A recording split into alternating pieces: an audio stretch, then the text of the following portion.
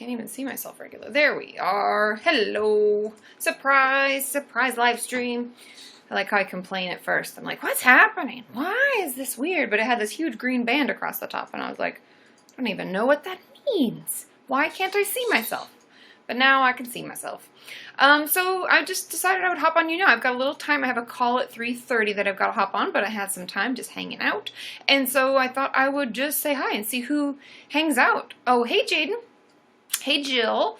I thought I'd see, hey, Hannah. I am good. Have you guys checked out my new video with Mitchell? Did you like it? I thought he was wonderful, and I love Mitchell. He's hilarious and amazing. And so, yeah, I thought that was a really good video. And Sean and I put a lot of extra time in the edit on it to make it kind of funny and to just, yeah, add a little zhuzhing, as I like to call it, where it's super fancy. But first, so I have some things and I got in the mail that I want to share with you all. So first of all, I got this adorable letter on a napkin. See? And I like from Rachel. So thank you, Rachel. And I'll put these on Instagram, as always. But I like the start. It's like, apologies about the napkin, but I'm on a budget, and I figured it was just as good. Agreed. It was just as good. Okay. But this is just how cool our community is. And I really think it's great to be reminded about how amazing you all are. So, Kristen, I'm going to mess up your last name, Kristen, and I apologize, but here's my best.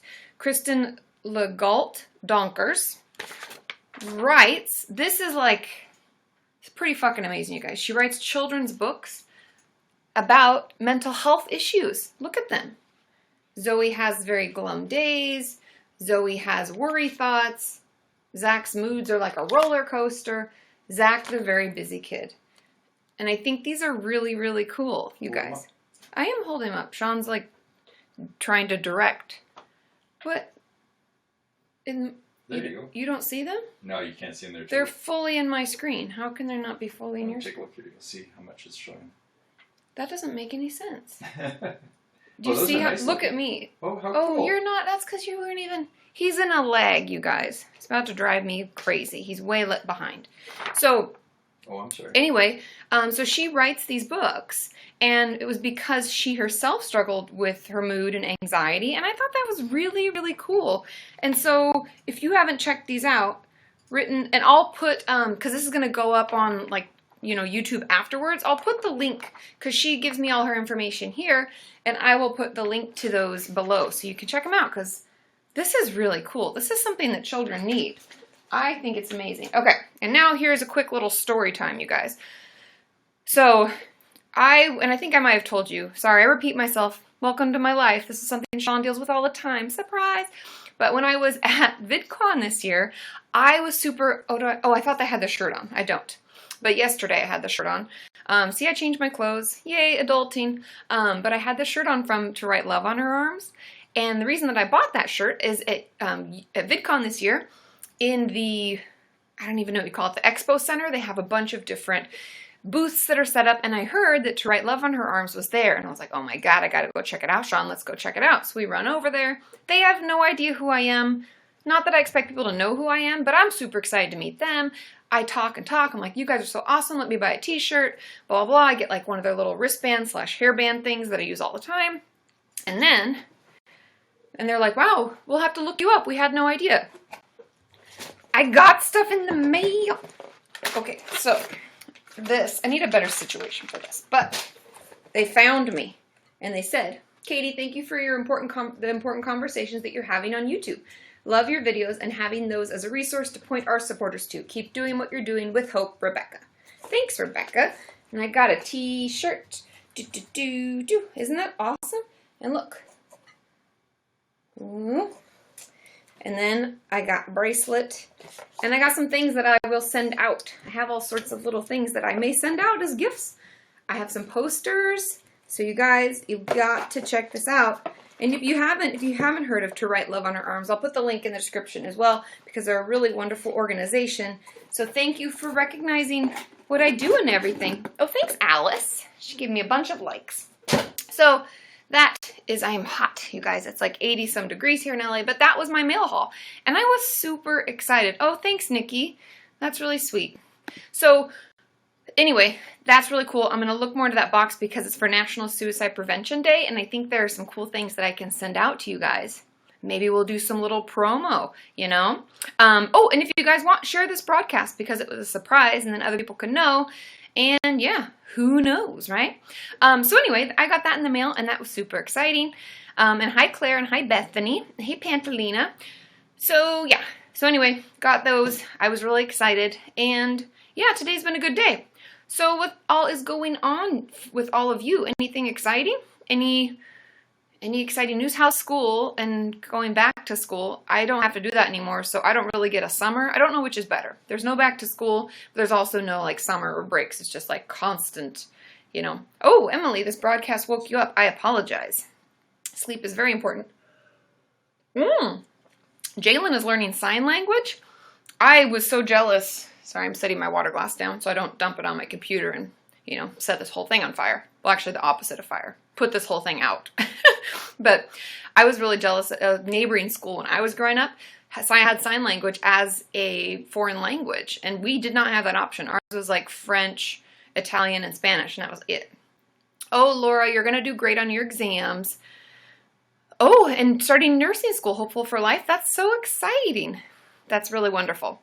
Oh, anxious senior year filling out when you're filling out college applications, here's some words of advice. You're going to do the best you can. You're going to worry a lot, but it's not going to help at all. And at the end, you're going to end up where you need to end up. As long as you go and visit the schools, I think you can make a good decision. Because when I went to see the schools after I'd applied and all of that, then I really got a feel for them. And there were actually like 3 schools I think I would have done well at. But as far as financial aid was, you know, like what was offered to me, as well as being able to sing in choir, Pepperdine ended up actually being the best. So, you know, going to see and feel it gives you the best outcome, I think. Okay, we'll do 10 minutes of questions, and then I'm going to hop on and let some of you guest and ask your questions. Sound good? Okay. Oh, I've lived with my roommate, Jessica says, for 4 days, and it's not going well. Are you able to talk with them? So roommates can be really tricky. I have to say, for myself, I was actually pretty lucky, but I find being able to talk and communicate with them if things are bothering you tends to be the best. So I think if you're able to express things that bother you and then open it up and be like, I'm sure there's some things I'm doing that are annoying you, let me know so I can fix it. And try to start having that conversation, or sit down as an apartment, have an apartment convo and decide kind of how you're going to break up the things you need to do and what the rules are. Okay, let's see. Oh, RAs can change roommates. They can. And if you're in college and it's a roommate that was just given to you through the school, you can request a change. And I think they can do it right away. I think it takes like maybe a week, but you can request it. Bethany is going on a date tomorrow. Can't wait to get to know this guy more. Any tips?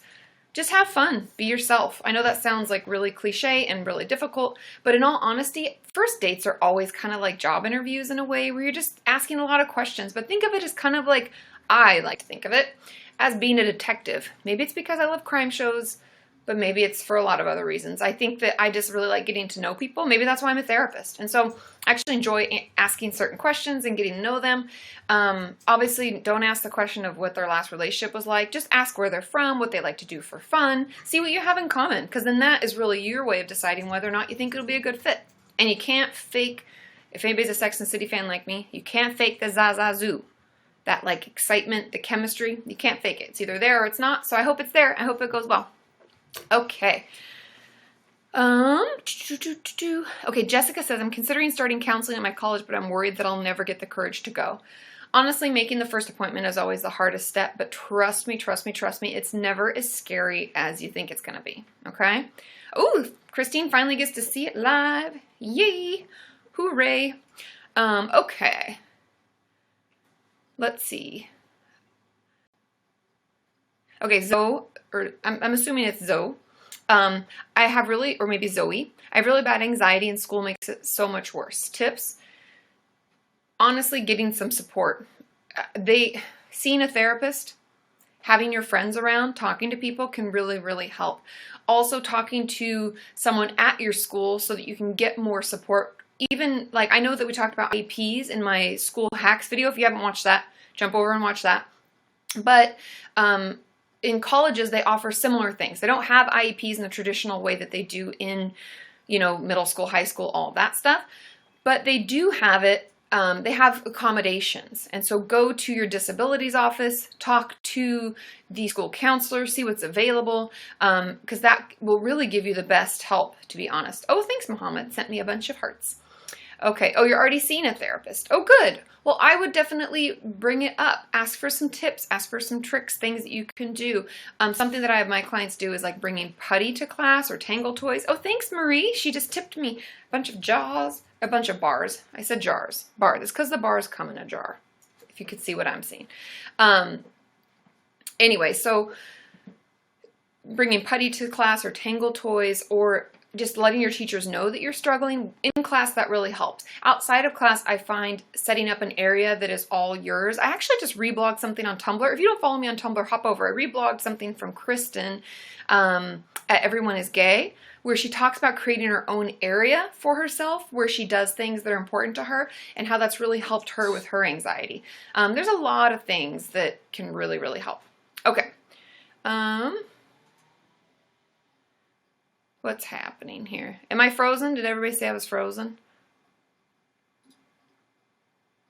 Oh, no. It's just Sean. He's talking with people. Oh, thanks, Ashley S. She tipped me too. Okay.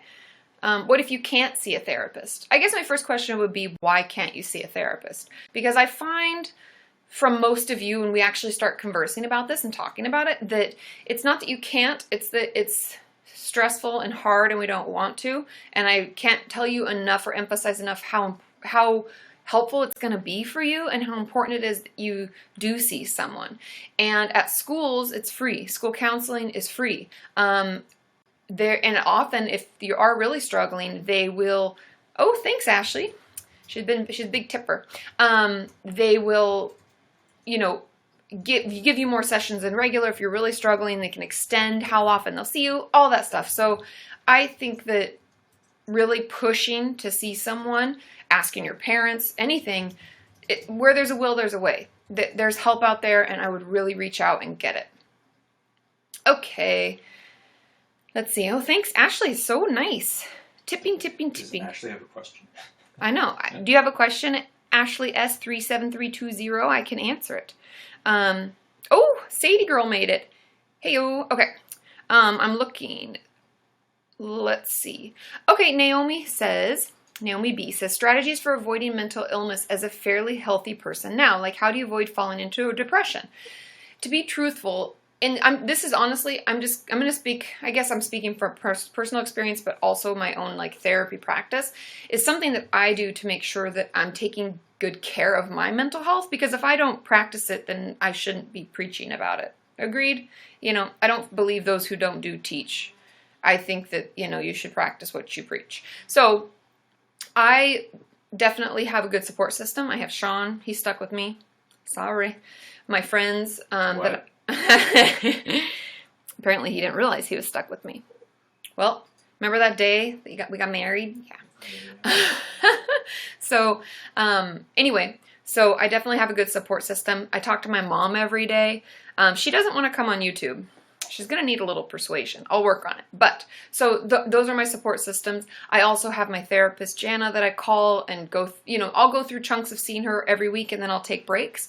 And I think that's good. And also, I think having outlets, like healthy outlets. Like, I have a lot of different things that I do to help myself, whether it's my yoga and meditation practice, whether it's going for walks, whether it's journaling, whether it's my book club and talking, getting out and doing different things really, really helps me. And doing things that I love, like making time for listening to live music, which is something that I really like to do. There's a lot of things that we can do as people to set up essentially what I'm setting up: healthy coping skills, a support system, and a healthy place to vent and get some feedback. That's what I would do. Okay, I'm going to hop over and have someone on as a guest. Let's see. Lucy B, are you ready? I'm going to make you a guest, and then I'm going to hop over the chat while it connects here. It works best if it's on the phone. Or if it's on a... Oh, yeah, Sean's saying it works best if you're not on a mobile device, because that's what makes the, apparently. Hi, Lucy. Hi. How are you? I'm turning up my volume now. Okay, I was wondering if you could talk about ADHD in teenagers. Okay. What kind of question in particular, like how best to manage it? Well, because I feel like I've been misdiagnosed with just anxiety, but after reading up about ADHD, I matched a lot of the symptoms of it. I don't know whether the symptoms differ from like child ADHD, teenage ADHD. So Yeah, and even as we age, in general, I think it changes. Sorry, I've got some feedback. I'm gonna put my headphones in here. So, yeah, There we go. talk about like the difference between child ADHD and teenage ADHD. Okay. Yeah, and that's a That great makes question, sense. and something a lot of people. Ooh, Sean turned his volume up, and then I heard myself like twice. It was crazy. I think a lot of people get confused and misdiagnose it, especially if we weren't diagnosed with it as a child. Apparently, like as adults, I hear a lot of people saying that it gets misdiagnosed as depression and anxiety, and I think I that feel like that's what's happened. yeah, and I'm going to put that down as a video idea as well, because it's something that I'd want to research and like break down and not misspeak just off of the cuff. But I think the most important thing to remember when you're seeing someone, maybe it's something you can do on your own, is like tracking your symptoms, writing down what you're feeling, because a lot of there's a lot of overlap between depression, anxiety, and ADHD. And I think the focus of the fact that a lot of it is feeling scattered and having concentration difficulties. Yeah, that's me. Yeah, and I think that the difference between depression is that we can't concentrate because everything seems like such a chore. Yeah. But in ADHD, we literally cannot, like there's nothing that we can do to help our brain stay focused and to stay on point. And it's like it wants to jump around to a million things. And so maybe expressing that. Yeah, I really definitely. struggle in class to concentrate. I just cannot concentrate. As much as I try, I can't do it. I don't know why. And that's the thing. And with depression, it's like we would want to, but we cannot. And you're like trying and it's impossible. Like, do you see what I mean? Like, I'm trying to break up the differences. But I will definitely do a video on this because I think it is important to understand it from a child perspective, from a teenager perspective, and from an adult perspective. Because I've had a lot of people, especially women, because they say that it's mainly boys and men, but we struggle also. And the percentages aren't that different. I don't know why they decided to say it was like more men get ADD and ADHD. But I think definitely trying to describe your symptoms as best you can. And even telling them that, like, it's not that I feel really tired, because that's a symptom of depression, not a symptom of ADHD. And also saying, like, with anxiety, you can say, like, I don't feel my heart race. I just literally can't keep my mind on one task. And I feel very scattered and I feel disorganized, which then makes me frustrated, talk them through the chain. But yeah, I will do a video on it more because I don't want to misspeak and say, because they are so different. And it's important for people to understand there is a difference when it comes to age and ADD. So I think that's a great question. I'm going to put it in my phone here so I remember. This is where I keep all of in my notes. See all the videos? These are my videos. So I put it. Okay, cool. Thank you. Nice to meet you, Lucy. Thank you. You too. Okay, I'm going to put somebody else in. And then, okay, hold on. Whew, I am hot, you guys. Does it show? I feel like I'm schwitzing. Okay. Oh, religion and therapy. Already did it. Check that off the list. And I'm adding in ADHD through the ages. I feel like, I'll know these are my notes. I know what I'm saying. Okay. So let's see. I'm going to put another Lucy J. Are you ready? I'm going to make you a guest, and then I'm going to go back to chat and answer questions here. Oh, from Ireland. Oh, I didn't realize that was where you're from, Marina. That's awesome. Yay. Okay. Yeah, Google Docs is a great way to keep notes, Jaden, and I do keep a lot of my stuff in there as well. Okay. Oh, thanks, Kimmy. I don't know why I'm so far away. I wish I could visit more of you, to be truthful. I wish I could travel more, but we'll get there. We're getting there. One subscriber at a time, one thing at a time. Okay, let's see. Anna says, I'm scared to relapse into bulimia at university when buying my own food and having, that one didn't work. I'll come back. I'll get somebody else out of the guests. Just let me answer this one question. when buying my own food and having alcohol. Advice for eating disorders at uni. It's funny because my video tomorrow I've already picked the question. Kind of relates to this, but I'll talk about it a little bit today because I think that's a really great issue, a great question, and an issue that needs to be addressed is the fact that when we are buying our own food, my advice to my clients is if you had a dietitian and a nutritionist, at the beginning of school for about the first month, follow your meal plan. I know that sounds really ridiculous, and for a lot of my clients are like, but that means I'm going backwards. And I'm like, no, you're just setting yourself up for success. If you had a meal plan that was working, stick with that meal plan. Also, if there's a certain binge food you have, don't buy it. That's not going to be healthy for you. It's not going to be helpful, especially because you're buying your own and it's sitting at your house, and then you might be having a hard time and use that as your outlet. And so I wouldn't do that. And then I would make sure I'm eating every 3 to 4 hours. So even if we don't have our meal plan, let's say we never saw a dietitian, I would make sure that I stick to my meal plan. I'm eating every 3 to 4 hours. Even if you're out drinking, and this is something I even actually do as an adult, if I'm out drinking, and Sean knows this, it'd be like halfway through the night and I'm like, I gotta get something to eat because it's been like 4 or 5 hours since we ate and I'm starved. And like, I know, first of all, that helps you not be hungover. Second of all, my body is telling me it's hungry and I'm going to have to give it food. And so I think preparing for that ahead of time can really help set you up for success. And knowing that having some pizza when you're out with your friends isn't the end of the world and it doesn't count as a binge. Know that you're still on track. You're just making sure you're eating every 3 to 4 hours. Even if you bring a bar in your purse and go to the bathroom to eat it or something, that's fine. Just making sure that you're getting food in your system so you don't go through that extreme hunger and then the need to binge is so extreme, because that's that cycle, right? We restrict and then we binge and we restrict and we binge and we can't get out of it because we are always trying to make up for that time that we ate too much. Okay? I love pizza too. Everybody loves pizza. Who doesn't? Okay. Going back into the guest. I have one more guest and then I'm going to come back into the chat and answer some more questions. Okay, Lauren C., I'm going to try to put you on here and see if that works. Okay, let's see. Oh, yeah, hot chocolate sundaes from Ireland too, Marina. There's people from Ireland. Hi, Lauren. Oh, you're sideways. That's fine. Oh, can you hear me? Let's see if it comes through. I'm going to answer a question while we see if your connection gets a little better. Okay. Marina asks, what can we do in that moment of being in the shop with binge food? Ooh, how can we say no? It's so difficult. To be truthful, often I tell my clients to go with a list and completely abide by the list. Don't go off the list. Don't go wandering around. And if you need to bring someone supportive with you to the grocery store, do it. That's fine. And don't read any labels. Don't start reading nutrition facts and shit because that really messes us up and that gets us off track. Buy the brands that you know because you've had it. Like, for instance, when I used to work at the treatment center that I worked at, we had certain brands of food that we always had. And I always told my clients when they were getting out of treatment, I was like, when you go to the store, get the same shit you see here. Don't deviate. Don't try to buy a different brand because that's when your eating disorder finds its way to get back in. Okay. Let's try again. Let's try Jaden. You ready? I'm going to try to make you a guest. And then I'm going to hop over to the chat here and see if that will. Okay.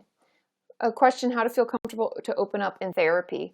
Give it time. It's a relationship. We have to kind of get to know each other. It can take a little time for us to feel calm enough and sure enough in the therapist and the person that we're seeing that we can talk to them. And talking about the process with them can also be helpful. Hi, Jaden. My headphones just fucked up with it. Oops. Oh, is it not? Oh, we're having trouble with connections today. Maybe it's me, you guys. But let's see if Jaden, if it gets better. Okay, Okay. Oh, we there?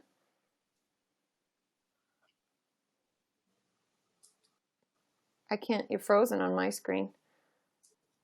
Oh, thanks, Logan. Oh, there we are. Okay. Oh, Logan's my #1 fan. Thanks, Logan. If you have a question, let me know.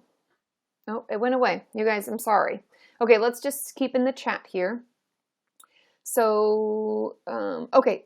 Talia Arita asks, thank you so much for your time. Of course. Is it okay to always feel scared to relapse after recovery?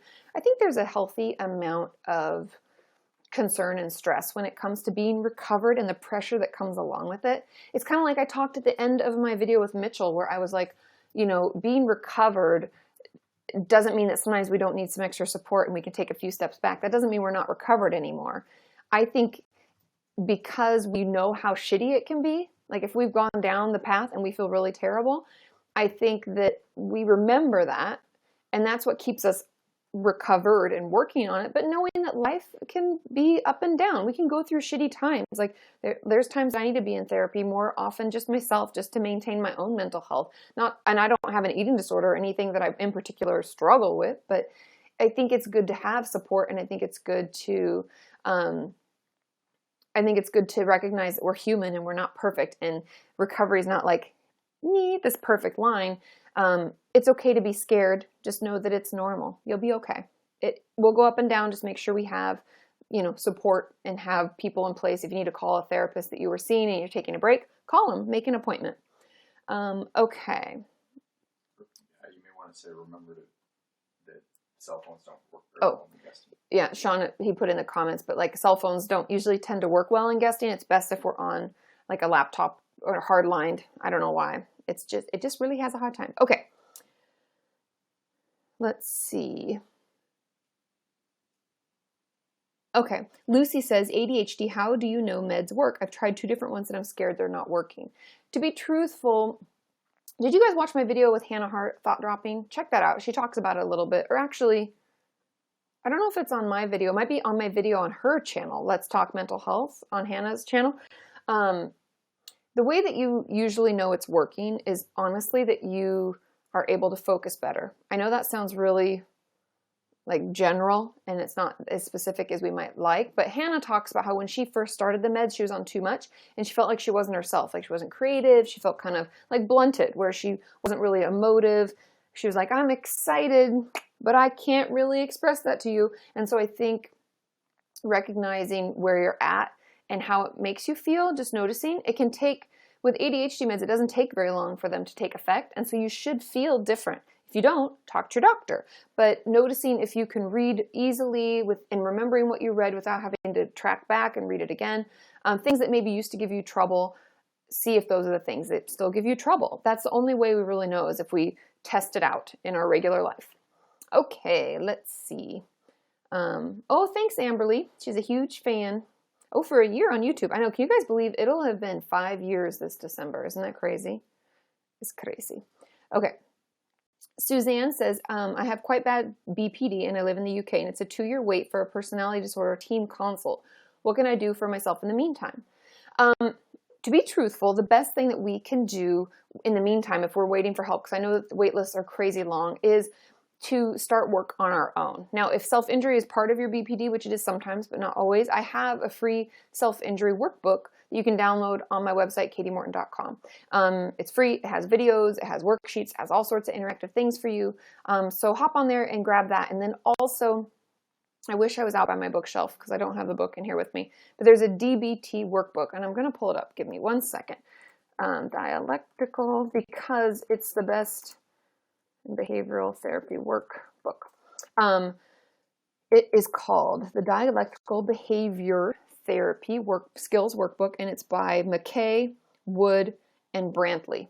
And it's in my Amazon widget. If you go to katimorton.com, at the bottom you'll see like a little box for Amazon, and you can find the workbook that way. It's like linked in there. And I know that not everybody has Amazon or uses Amazon, but at least tells you what it's called and how to get it, because that workbook can be so helpful. One of my favorite tools in that workbook is like the white light thing, where it's a mindfulness technique. So those are the things that I would definitely try to help yourself while you're waiting 2 years. That's so fucked, man. There's stuff we got to do, you guys. I tell you what.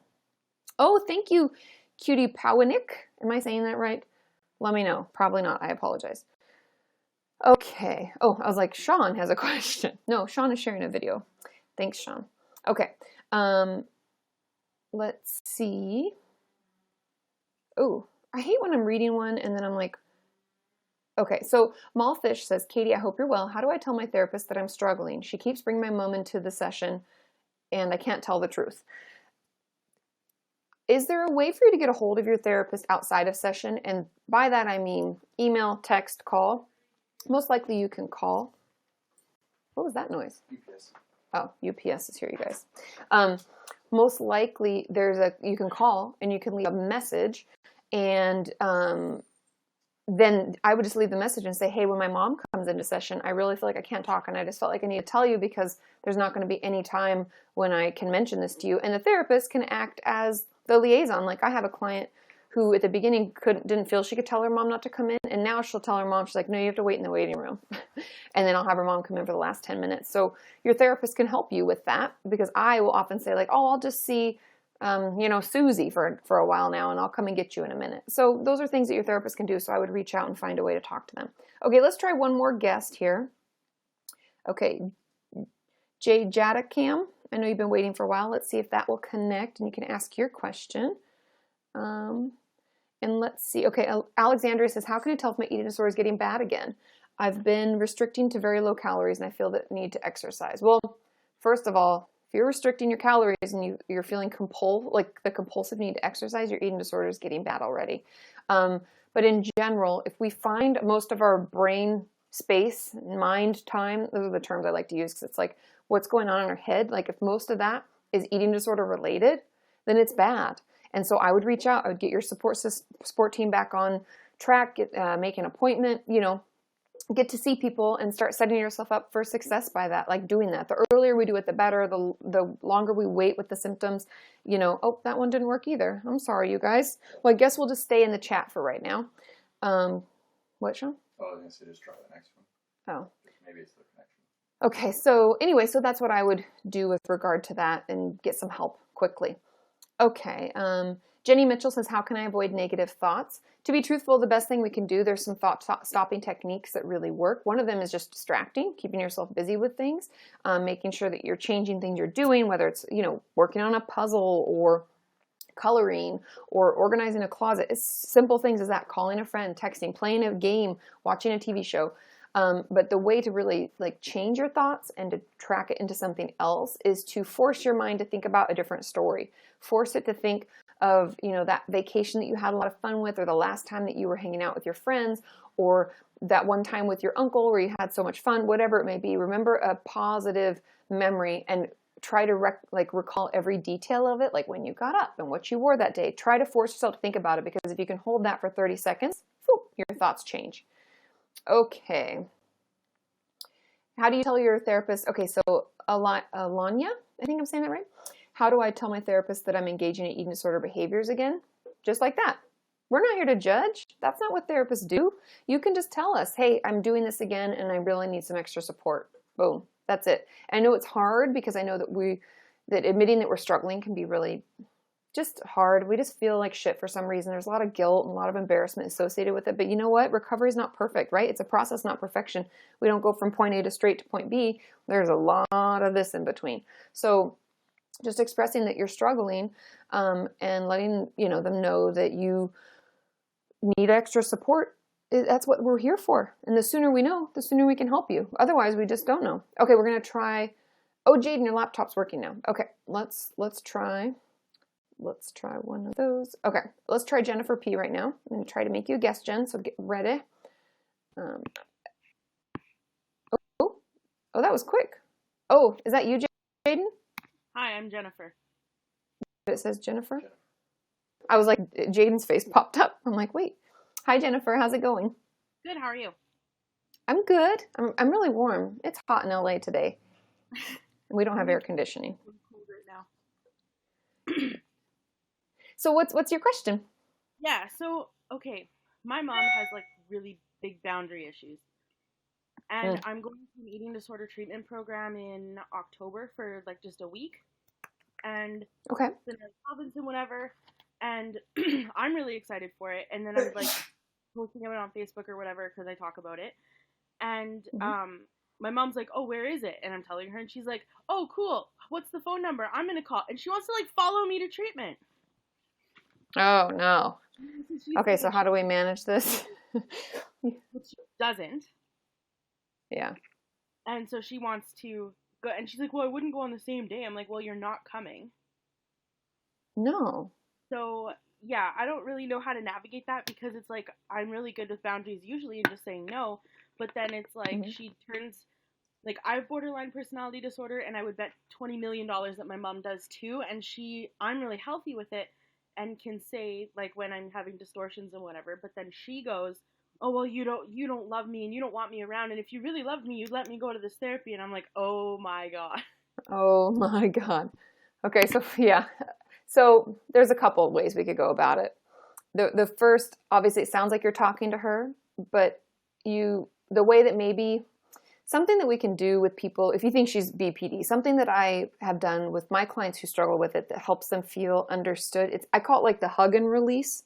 So it's like we have to say that we get her and that we feel what she's going through. So letting her know, like, I know that you really would love this and I think it's going to be really beneficial. I just don't want you to get caught up in what I'm working on because it really needs to be about you when you go to treatment or if you go. And so like making it feel like it's about her can maybe help her let go of it and be like, oh yeah, I would need to have more time for myself, or I would, want that. Or if you don't think that that's maybe necessary, maybe that's not how you can go about it, you can be very direct and you can say, Mom, I love you. It's so great, that you want to do this. It's wonderful that you are so involved and I love that, but this is something I have to do for myself by myself because otherwise I won't know how to do it on my own. And you can even, play to her like the neediness of it and be like, I know that I rely on you a lot, but this is something I have to do. And so just putting it on yourself, like this is something I have to do for me.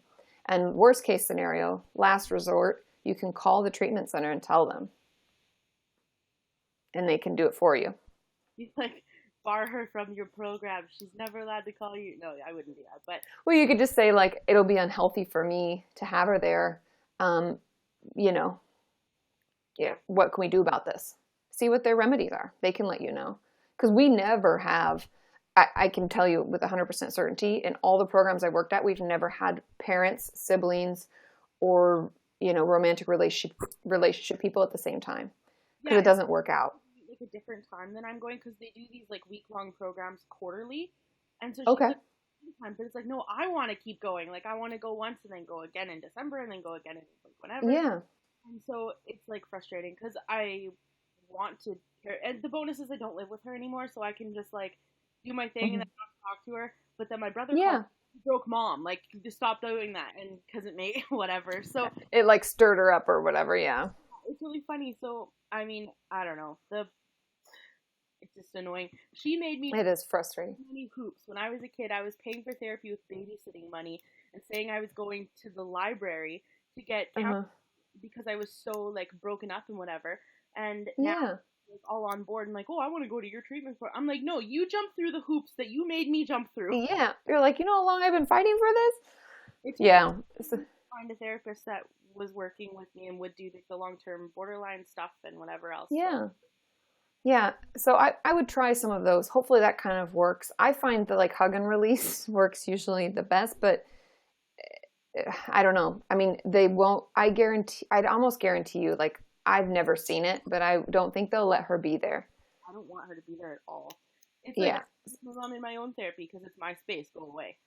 Exactly. You don't want her like invading that. So I'd call them and talk to them and see what they do. Because I'm sure they've got some kind of protocol that they do for that kind of situation.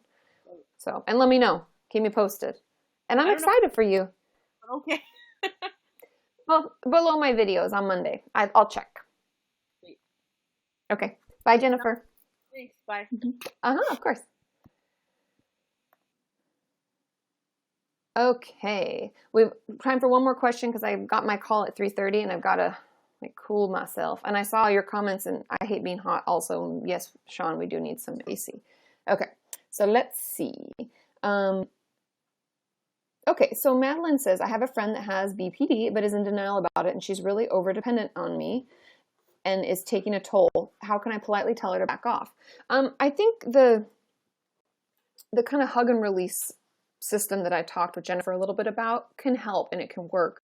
The way that think of it like this, like you have to thanks Brianna, she tipped. Think of it like you need to, we're pretty much affirming and restating what we've heard them say. So they feel loved, they feel cared for, right? And this works with all sorts of people. It's not just BPD. It's just people in general like to feel heard, they like to feel understood. So we say, I know how hard this has been. I know that you've really been needing some help. And then we make it personal. So you can say, but I'm just really having a hard time. And so I'm so sorry. I would love to be there for you, but this is what I have to do. So you help them feel really loved, and then you put it on yourself. So like, I'm just going through some hard stuff, and so I don't want to make things harder for you. And then we kind of politely let them go. And I know it sounds really terrible, like we're being really deceiving, but it's just a way to give yourself a little space and to make them feel heard and understood. Because at the end of the day, that's really what they're probably seeking. And then, you know, you've told them, and then we have to reinforce our boundaries. Okay? I love you all. Have a wonderful day. I'm glad so many people were able to show up. Yay, yay. And thank you to all of my fans. Thank you, Brianna. Thank you, all of you. I'll send you a little message after and let you know how grateful I am for all of you. It's just so cool what YouNow allows us to do. But I will see you all soon. Bye. And then I have to end it all awkwardly. It takes a second. Pew, pew.